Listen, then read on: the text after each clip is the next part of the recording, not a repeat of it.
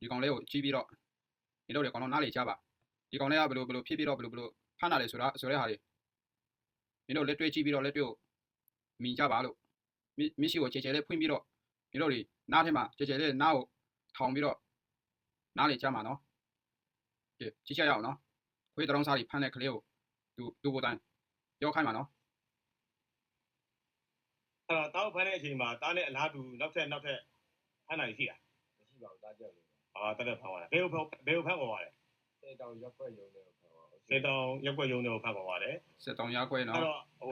့ရက်ွက်ရက်စားနေတယ်ပဲလားယူနီဖောင်းတွေပါလားရဲယူနီဖောင်းစစ်သားယူနီဖောင်းရဲဆိုပြီးတော့ပြောပြီးတော့ဖမ်းတယ်ရဲဆိုပြီးတော့ပြောပြီးတော့ဖမ်းတယ်ရဲဆိုပြီးတော့ပြောပြီးတော့ဖမ်းတဲ့သူရဲ့မျက်နှာကိုတားကိုပြမယ်ဆိုရင်တားသိလားမှတ်မိလားဟုတ်ပြီအဲ့တော့စေတောင်ရုံးလေးရောက်ပါဟုတ်ရုံးလေးရောက်ပါစေတောင်ရုံးလေးရောက်တော့တားကိုဘာကြီးလုပ်စေတောင်ရုံးလေးရောက်သွားပြီးတော့တားကိုမှထောက်ပေါက်တယ်ထည့်ပြီးတော့အုပ်ချုပ်ရေးမှဝင်လာတဲ့အချိန်မှာငါပူမှုဆိုပါရိုက်ပြီးတဲ့အချိန်မှာစကားကိုမမလေးပြောဘုံမှုဆိုတဲ့လူကကြားရတယ်နော်ခွေးတရောင်းစားတွေဒီလူတို့ကိုဖမ်းပြီးတော့ဘုံမှုဆိုပြီးလိန်ညာပြီးတော့ကလေးတွေကိုကြမ်းနှင်းရတဲ့ပါးတွေကြိုက်တယ်တဲ့ဆိုတော့အဲ့ဒီကောင်တွေလောက်ရက်ကဘယ်တော့မှခွင့်လွှတ်မှာမဟုတ်ဘူးနိုင်ငံတနိုင်ငံမှာအဲ့လိုမျိုးဖြစ်ပြနေတဲ့ဆော့ပြတ်နေတဲ့အချိန်မှာအဲ့လိုမျိုးကလေးတွေကိုထိန်းဖို့မလုပ်ဘဲနဲ့ကလေးတွေကိုဖမ်းဆီးဖို့ကလေးတွေကိုဘယ်လိုလုပ်မှလဲဘယ်လိုခိုင်းမှလဲဆိုတဲ့ဟာတွေဥထောင်းနဲ့တွဲတဲ့ကောင်တွေကောင်လုံးလွတ်မှာမဟုတ်ဘူးတနေ့ချင်းကြရင်ဒီတော့ကောင်တွေဘယ်တော့မှလွတ်မှာမဟုတ်ဘူးနော်နာမည်လေးသိလာဘုံမှုဆိုတဲ့နာမည်ဘုံမှုဆိုတဲ့နာမည်မောင်မောင်လေးပါဦးမောင်မောင်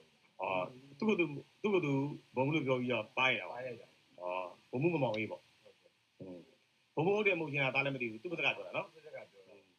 ာတော့ရဲဆိုပြီးတော့ပြောတာရှိသေးလားရဲဆိုပြီးတော့ပြောတာလည်းရှိပါတယ်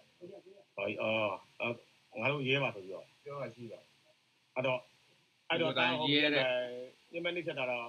့ငါဘုံမှုကဆိုပြီးတော့မောင်အေးဆိုတဲ့သူကလေပါရတယ်နော်ပါရတယ်ပြီးတော့တောက်ဘယ်လိုမျိုးပြောခိုင်းတာလဲတောက်ပြောပြီးတော့ပြောခိုင်းတယ်ဒါအရင်ဖုန်းဆက်တယ်လို့ပြောတဲ့အချိန်မှာဒီစစ်တဲဝင်ရမယ်ဒီဖုန်းမဆက်နဲ့လို့ပြောပါကြားရတယ်နော်ဖမ်းပြီးတော့ဖုန်းဆက်ခိုင်းပြီးတော့သူကိုတိုင်ကိုစစ်ထက်ဝင်ရတော့မယ်ဆိုပြီးသူတို့ကလောက်ခိုင်းနေတာမလောက်ချင်တဲ့လူတွေကိုလောက်ခိုင်းနေတာအတင်းဖမ်းမထုတ်ပြီးတော့ကလေးတွေကိုအဲ့လိုမျိုးဖမ်းပြီးတော့သူတို့တွေလောက်ခိုင်းနေတာကိုတက်ပဲနော်ဒီလိုတွေမြင်ကြလားကဲဒီကောင်ကိုမြင်ကြလားလက်တွဲနဲ့မြင်ကြလားဒီကောင်ကိုတောက်စစ်တဲ့ဝင်ရပြောတယ်ဟုတ်ပြီအဲ့ဘာဆက်ပြောသေးလဲအိမ်ကိုဖုန်းဆက်ခွင့်မပေးဘူးပေါ့အိမ်ကိုဖုန်းဆက်ခွင့်လုံးဝမပေးဘူးဟုတ်ပြီတားကိုဦးလာခေါ်တဲ့အချိန်မှာတားလက်ထဲမှာဖောင်နေဖြစ်နေတာတွေ့တယ်အဲ့ဒါတွေကတားတော့တဲ့တားကြီးတာလားသူအတင်းရေးခိုင်းလို့ကြီးရတာအတင်းရေးခိုင်းတာနော်သူတို့တွေကိုအတင်းရေးခိုင်းတာနော်သူရေးချင်လို့ရေးတာမဟုတ်ဘူးဝင်ချင်လို့ဝင်တာမဟုတ်ဘူးသူကိုယ်တိုင်တွားပြီးတော့စစ်ခွေးတွားလို့မှာမဟုတ်ဘူးသူတို့တွေကိုဖမ်းပြီးတော့သူတို့မိသားစုကိုဖုန်းဆက်ခိုင်းပြီးတော့သူတို့ကိုယ်တိုင်စာရွက်ပေးပြီးတော့သူတို့ကိုယ်တိုင်ဘောပင်ပေးပြီးတော့သူတို့ကိုယ်တိုင်ရေးခိုင်းနေတာပေါ့သူတက်တယ်နော်သူပြောတာနော်ငါပြောတာမဟုတ်ဘူးနော်အဲ့မှာလက်မထိုးထားသေးလားဟောပါထိုးထားတာသူတို့အတင်းကြီးလုံးမှကြောက်လို့ဒါထိုးလိုက်ကြတာတခုရှိတယ်ဟုတ်ပြီအဲ့တော့အဲ့ဒီကနေအဲ့ညမှာဘာရေစကမှာတိတ်တာလားအိမ်မှာတိတ်တာလားစေတောင်ရက်ွက်ရုံးနဲ့ပါတောက်6ပေါက်ရထည့်ပြီးတိတ်စေတောင်ရက်ွက်ရုံးနဲ့ပါ6ပေါက်တည်းထည့်ပြီးတော့တောက်အဲ့ညတိတ်တာအဲ့ညမှာတောက်ကလေးတွေကို6ပေါက်ထဲမှာသူ့ကိုထဲတာနော်အဲ့ဒီနာမည်ခံတဲ့စစ်ခွေးကောင်နာမည်ခံတဲ့ကောင်ကဖမ်းပြီးတော့6ပေါက်ထဲမှာသူ့ကိုကလေးကိုထဲခဲ့တာနော်အဲ့ဒါကြားရတယ်နော်အဆိုင်တာငါ့ကိုထားတာသမီးကျွေးသေးလားကျွေးပါရဲ့မကျွေးနော်အဆိုင်တာငါ့ကိုထားဘူးဟုတ်ပြီအဲ့မှာတိုင်းငါ့အိတော့ရှင်နေပဲကြိုက်ပါ့ကြိုက်ပါအချင်းကတော့တဲ့မှာဒီနေ့မဲတော့စိတ်ထားပါဒီနေ့ကိုရထိုးတယ်ဟုတ်ပြီဟုတ်ပြီအဲ့မနဲ့မိုးလေးမိထားပါတော့မနဲ့မိုးလေးတော့တောက်ဘာဘယ်ကိုဆက်ပေါ်သွားလဲတောက်လာဝကရေပေါ်သွားပါတာကြီးလာဝကရေတောက်လာဝကရေအဲ့ဖောင်မှာဖိထားတဲ့အပြင်နောက်ဓာတ်ပုံလေးရိုက်ကျတော့ဗျာရိုက်ပါအဲ့ဓာတ်ပုံကသူတို့ရိုက်တာလားသူတို့ကိုယ်တိုင်ရိုက်တာသူတို့ကိုယ်တိုင်ရိုက်ပြီးသူတို့အုပ်ချုပ်ရေးရှိရမိတ်ဆွေဆိုင်သွားပြီးတော့လောက်တာသူတို့ကိုယ်တိုင်ရိုက်တာအဲ့တော့တားအဲ့ကိုရုံးလေးရောက်တဲ့အချိန်မှာတားလိုလူမျိုးတွေရှိတာမှန်လား3ယောက်ရှိ3လောက်ရှိသေးတယ်3ယောက်လောက်ရှိခဲ့တယ်နော်သူနဲ့ဆိုတော့4ယောက်မတွေ့တာပေါ့ဟုတ်ကဲ့အဲ့3ယောက်ကလည်းလူတွေဒီခန်းလာပဲလားခန်းလာထိတ်တုံးနေပဲလားထိတ်တုံးနေပါထိတ်တုံးဆင်းနေခန်းလာတားလိုလူမျိုးတွေဟုတ်ပြီတားလည်းပါ4ယောက်ပေါ့တားပါ4ယောက်ပါဟုတ်ပြီအဲ့တော့တားကမနေ့မိုးလင်းကိုလက်ပကယုံသွားပြီးတော့အပြန်မှာပေါ့အပြန်မှာဒါထွက်ပြီးလာထွက်ပြေးတာ ထွက်ပြီးတော့ဖုံးဆက်တာ ဘုရားကနားနဲ့တွေ့ရတယ်ဒီကဖုန်းကြည့်တော့ ဖုံးဆက်တာအဲ့ဆိုအဖကြီးရောက်လာနော်အေးမင်းဖေးနဲ့ငါလိုက်တာ ကြည့်ဗီဒီယိုလူထုအကောင်လုံးချရတယ်နော်ဗီဒီယိုလူထုတွေနားလေရတယ်နော်သူမပြောရင်တော့မှအကောင်လုံးအဲ့လိုပါပဲသူတို့တွေဗီဒီယိုဖိုင်နဲ့မထွက်နိုင်တဲ့ဟာတွေတပုံကြီးရှိတဲ့အဲ့ဒါတွေဗီဒီယိုဖိုင်ထွက်လာတော့ဘူကောင်းတယ်ဒီလိုမျိုးတက်တဲ့နဲ့အထောက်ထားနဲ့ဒီလိုမျိုးတက်ပြောခွင့်ရတော့တော်ကောင်းတယ်ဘာလို့ဆိုတော့လူတိုင်းမိနိုင်တယ်လူတိုင်းပြောတာတော့လူတိုင်းကြားနိုင်တယ်အခုခက်ကာလကြီးမှာဒီလိုမျိုးတက်အထောက်အထားတွေ့နိုင်မှသာသူတို့ယုံကြည်မှုရှိတယ်နော်ဆိုတော့နောက်မှလည်းဒီလိုမျိုးရှိတဲ့ခါကျရင်ဗီဒီယိုနဲ့တကွတက်အထောက်အထားနဲ့ပြနိုင်ဖို့လည်းအကောင်လုံးစူးစမ်းကြရအောင်နော်ဆိုတော့တိုင်းပြည်မှာအုပ်ချုပ်တဲ့လူတွေကဒီလိုမျိုးလုပ်နေတယ်ဆိုရင်တူးနေတယ်လို့လုပ်နေတဲ့လူတွေအကောင်လုံးကလေးတွေကိုထိနေတဲ့လူတွေအကောင်လုံးကလေးတွေကိုဒီလိုမျိုးအနိုင်ကျင့်နေတဲ့လူတွေတို့နိုင်ငံသားအားလုံးဒီလိုမျို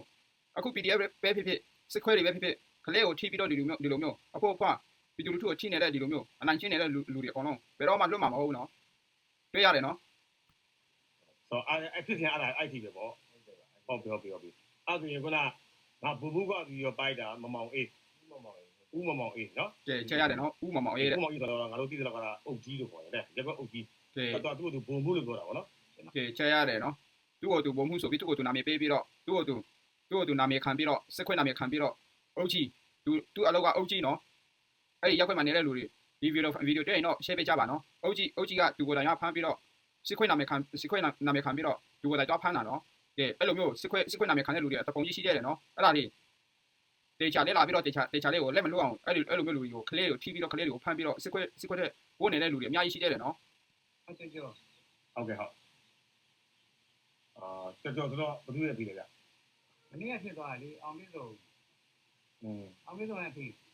သူကဖေနော် တားနဲ့မနေ့ကဖြစ်နေတဲ့ပတ်သက်ပြီးတော့ကျွန်တော်ကူညီပြီးတယ်နော် ဟုတ်တယ်ကို ကူညီပြီးတဲ့ခါကျတော့အဲ့အခုတားရဲ့ဖြစ်စဉ်အပေါ်မှာအခုရဲ့ခံစားချက်လေးနဲ့အခုဘာပြောချင်လဲအခုအဲ့ဒါကျွန်တော်ပုဂ္ဂိုလ်လေးပြောအာမနာနဲ့ပြောဟိုစိတ်ထဲရှိတဲ့အတိုင်းပြော သင်လဲဆိုတော့သူကအောက်ချိန်မှာအဲ့လိုကြီးပုံစံလုပ်နေတာ sorry သူပြစ်သွားတာကဆယ်တောင်ဥက္ကဋ္ဌနဲ့မနေ့ရဲကပေါင်းပြီးလုပ်တဲ့ပုံစံဖြစ်နေကလေးတွေကိုအလိုမတူပဲနဲ့ကျွန်တော်လည်းမသိဘူးဖမ်းပြီးတော့သူကလက်မှတ်ထိုးလာဘကကြီးပါသွားပြီးတော့သူကမတ်ပုံနဲ့ထုတ်ပြီးတော့သူလောက်သွားတယ်လေသားစားရအောင်ရှိတယ် ကြားရတယ်နော်သူမှဘာမှမရှိသေးဘူးသူတို့ဖမ်းတဲ့လူတွေကစစ်ခွင့်နာမည်ခံတဲ့လူတွေကလာဝကရုံးကိုခေါ်သွားပြီးတော့လာဝကရုံးမှာသူတို့ကိုယ်တိုင်နဲ့ဖားပုံလေးထုတ်ပြတယ်စာရေးစာတမ်းတွေအကုန်လုံးပြီးဆောင်သူတို့လုပ်ပြတယ်လာဝကလည်းခါရမှာနော်လာဝကလည်းလုံးဝလက်မထွေးကြပါနဲ့လို့ပြည်သူလူထုတွေလာဝကရုံးမှာတောင်းခံတဲ့လူတွေပြီးတော့လာဝကမှာတောင်းချနေတဲ့လူတွေရောလာဝကရုံးရောအခုလက်ရှိလုပ်နေတဲ့ပြည်သူလူထုကိုထိနေတဲ့ကောင်တွေပြည်သူကလက်မလွှဲဘူးဘယ်တော့မှလက်မလွှဲဘူးနော် သူတို့ပြန်ယူသွားတာဆယ်တောင်က အဲ့ဒီလိုစနေပတ်သက်ပြီး မ တော့ ရှိတဲ့လူကြတော့ပဲဒုက္ခတွေရောက်တာပေါ့ကွာ အဲ့တော့ပြောချင်တာဒီလိုစင်မှာကာယကံရှင်ဖြစ်တဲ့အကူကလည်းခုချက်မရှိသားဘူးတမင်တကာကိုဖမ်းဆီးပြီးတော့ပေါ့နော်ဒါသူတို့လုပ်ရှင်တယ်လို့ပြောချင်တာလား ဟုတ်တယ်အဲ့လိုလုပ်သွားတာ အဲ့တော့အခုဒီပေါ်မှာပေါ့နော်အခုဒါဖြစ်ပေါ် ဖြစ်သွားတာကြီးကလည်းနေ့ချင်းပိုင်း ဟုတ် ခ ကဲ့ ဏရွယ်3နာရီ ဟုတ် တော့ ကဲ့ ကပြန်လာတာဒီကားနေလုံးမလောက်နိုင်နေနေအောင်လို့ပြန်လာဟိုတာဂီတာတက်လန်းစီတိုင်းရှင်းသားလေးမှာဖြစ်သွားတာ တလန်းဆိုတာလည်းမီးလက်မကြီး မင်းလည်းမလေး တာကေတာစီဆိုင်နာလေးမှာဖြစ်နေတယ် အဲ့မဒီအခုသားရဲ့ ကလေးကကျွန်တော်ဖုန်းဆက်လို့ကျွန်တော်လိုက်ခေါ်တာကလေးကလာဝကပြေးလာတာ သူကလည်းပြေးလာတာနော် ကျွန်တော်ပါတယ်ကျွန်တော်လည်းလုပ်ပေးတာ အာ ကျွန်တော်ကဒီရလေး ကိုပြောနေတဲ့ကိုကြီးလားဦးလေးလားသူကိုတိုင်ကတော့ကူပေးတာနော်လောက်ကရုံမှာသူကိုတိုင်တော့ကူပေးပြီးတော့လောက်ကရုံကနေသူပြေးလာတာကအဲ့ဒီကိုကြီးလားသူကကူပေးလို့သူကလွတ်လာတာနော်မကူပေးဘူးဆိုတော့သူပါသွားပြီသူကဖက်တောင်တိမှာမဟုတ်ဘူးနော်ကဲမိဘပြည်သားတွေအကောင်လုံးကိုကလေးတွေအသက်25အောက်ရှိရင်နည်းနည်းတရိထားပြီးတော့တွားလာကြပါဖြစ်နိုင်ရင်ကိုလူကိုဘာခွေနိုင်အောင်ဘလို့နီးလာနဲ့နေရမှာလေဆိုတော့ပြောချင်မလို့နော်ကိုဦးနှောင်းမှာတွေးကြပါနော် ကျွန်တော်ဒီတက်ဆိုင်ရာအဲ့ပွဲကြီးပေါ့နော်အချက်ကိုကျွန်တော်တင်ပြနေတယ်ဒါအခုရဲ့ခံစားချက်လေးပါရှိတယ် ဟုတ်နောက်မရှိတဲ့ကလေးတွေတကယ်ဒုက္ခရောက်တဲ့ကလေးတွေကြတော့အဲ့တိုင်းလောက်သားနေစင်မပြေဘူးပဲ မှန်တာပေါ့ ဘာဖြစ်လို့အဆက်ဆက်သူကလက်လုံလက်သားကြီးရှားပွေစားတော့နေရတယ်ဗျာစင်မပြေဘူးအကလေးရဲ့လို့တော့ မှန်တာပေါ့တနည်းအားဖြင့်ကျွန်တော်တို့ဒီဘယ်လိုခေါ်မလဲကျမတို့ဂိုလ်ကြီးကကြာဆင်းအောင်ဟုတ်မလား က်ကလည်းမဟုတ်ဘူးသူတို့ကလူလောက်တာ အဲ့ စစ်တပ်ကအဲ့လိုမျိုးလည်းမလုပ်ဘူး အဲ့တော့ခတ်တကသူတို့လုပ်တယ်ဒါပေမဲ့ပတ်ဝန်းကျင်မှာကလက်ရှိနေပြည်မှာကဒါတက်ကခေါ်တာဖြစ်သွားတယ်တ သူ က်က တို့ကအဲ့လိုပဲပြောကြတာလေ အဲ့သတင်းတွေကကျွန်တော်တို့ကကြားနေတာလေ သူတို့ကအဲ့လိုပဲပြောတာလောက်တာသူတို့ကလည်းလောက်သားနေ လောက်တာကဒီအောက်ခြေကလောက်တာ ဟုတ်ကဲ့ နာမည်ထွက်နေတာကတက်ဆိုပြီးတော့ထွက်တာ ဟုတ်ကဲ့ အခုတောင်းကျွန်တော်အင်တာဗျူးရဲ့အချိန်မှာသူ့ကိုယ်ဘုံမှုပါအတူအောင်ပြ ကျဲဆာချပူကအမိတ်ထုတ်တယ်အမိတ်ထုတ်ပြီးနောက်ပိုင်းတစင်းတွားပြီးတော့အုတ်ကြီးက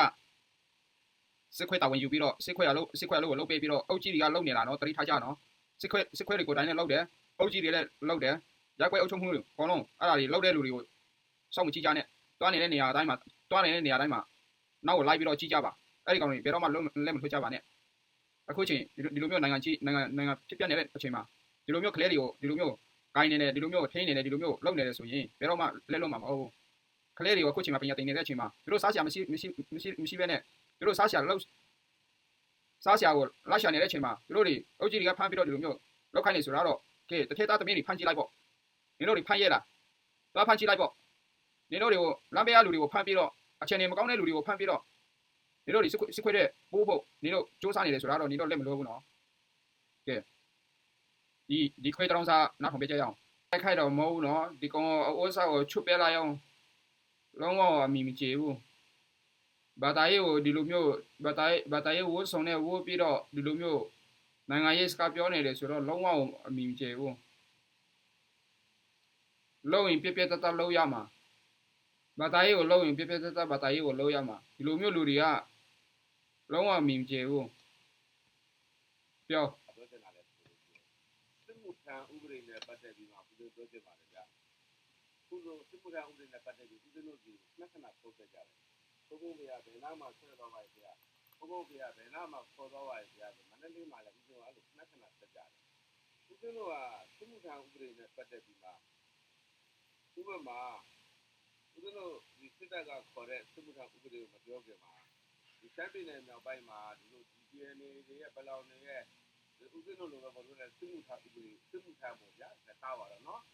အဲ့မှာခင်ဗျားတို့သူတို့ဆွဲရတယ်ကိုမြင်စေချင်တာရသိစေချင်တာရဦးဇင်းကနော်ခင်ဗျားတို့ဒီဘောလောက်ကိုစုံစမ်းကြည့်လိုက်ဒီဘောတို့ကိုစုံစမ်းရဘယ်လိုလဲဆိုလို့ရှိရင်14-15ကိုမိတ်ကလေးယောက်ျားလေးပါမကြံခါရဲဆွဲခေါ်တယ်ခါရဲခေါ်တယ်သောရကတပ်ပိုင်ခွင့်မရှိဘူးသောရကတပ်ပိုင်ခွင့်ရှိရင်သောရကတက်လို့ရှိရင်ကျမသမီးလေးကတော့ငယ်လေးပါတယ်ကျမသားလေးကတော့ငယ်လေးပါတယ်မခေါ်လို့မခေါ်ပါနဲ့ဘာညာဆိုတခါရဲပြစ်တက်ပလိုက်ကြားရတယ်နော်ကလေးတွေခေါ်တဲ့ကလေးတွေဆွဲသွားတာကလေးတွေခေါ်သွားတာတို့အဲ့ဒါတွေကိုသူပြောနေတာနော်အဲ့ဒါကိုဒီတွင်းမှာဖြစ်ပြနေတဲ့ဟာတွေသူတို့မိဘတွေစိတ်ပူနေတဲ့ချိန်စိတ်ပူပြီးတော့သူ့ကိုဖုန်းပြောပြီးတော့သူတို့ဘယ်မှာဆွဲတာလဲဘယ်မှာခေါ်သွားတာလဲဆိုတဲ့ဟာတွေအဲ့ဒါတွေတရင်ရအောင်သူ့ကိုမေးပြီးတော့သူကတရင်ရတဲ့ဟာကိုပြောနေတာတော့အဲ့ဒါတော့မှန်ပဲဒါကတော့ကလေးတွေဒီလိုမျိုးဖမ်းနေရှိတယ်ဆိုတဲ့ဟာတွေကတော့ပြောတာတော့လူတိုင်းကိုအဲ့ဒါအတိပေးတာပဲရှိတယ်နော်လူကိုတိုင်းတော့မလုပ်ဘူးနော်လူကိုတိုင်းတော့လုပ်တာမဟုတ်ဘူးဖမ်းနေရှိတယ်လုပ်တယ်ဆိုတာကတော့ဖြစ်နေတဲ့နေရာကိုပြောတာနော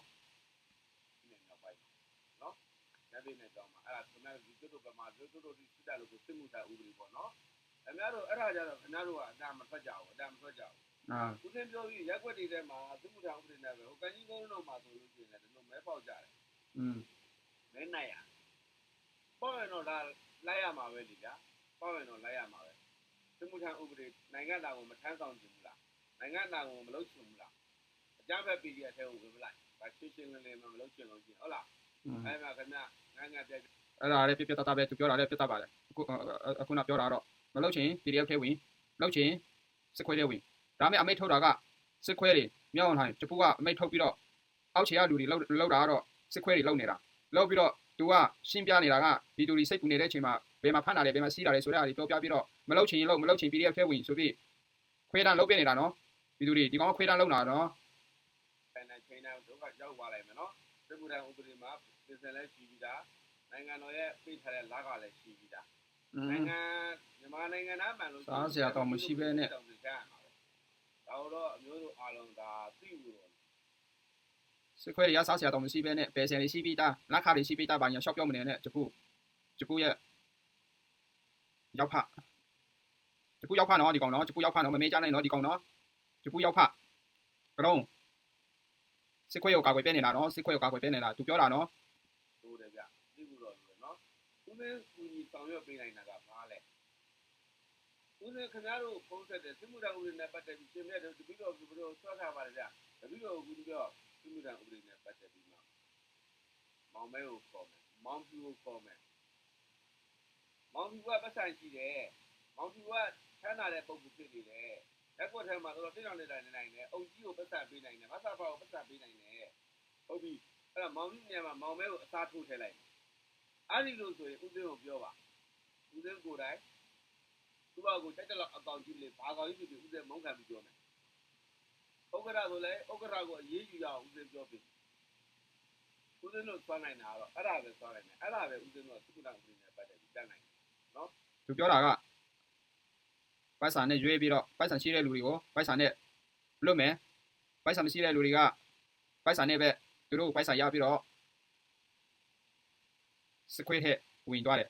အဲ့လိုပုံစံဖြစ်နေတယ်နော်ဆိုတော့ပိုက်ဆံရှိတဲ့လူတွေကလူကိုလွတ်တယ်ပိုက်ဆံမရှိတဲ့လူတွေကပိုက်ဆံရှိတဲ့လူကပေးပြီးတော့ကိုစားစခွေးထက်ရောက်သွားပြီကြည့်ဒီလိုမျိုးနိုင်ငံမဟုတ်ဘူးခွေးတရောင်းစားတွေခွဲလင်ခွဲလတွေနေတဲ့နိုင်ငံကဲဒီလောက်ပါပဲနော်နောက်ဗီဒီယိုမှာလည်းပြောပြရအောင်နော်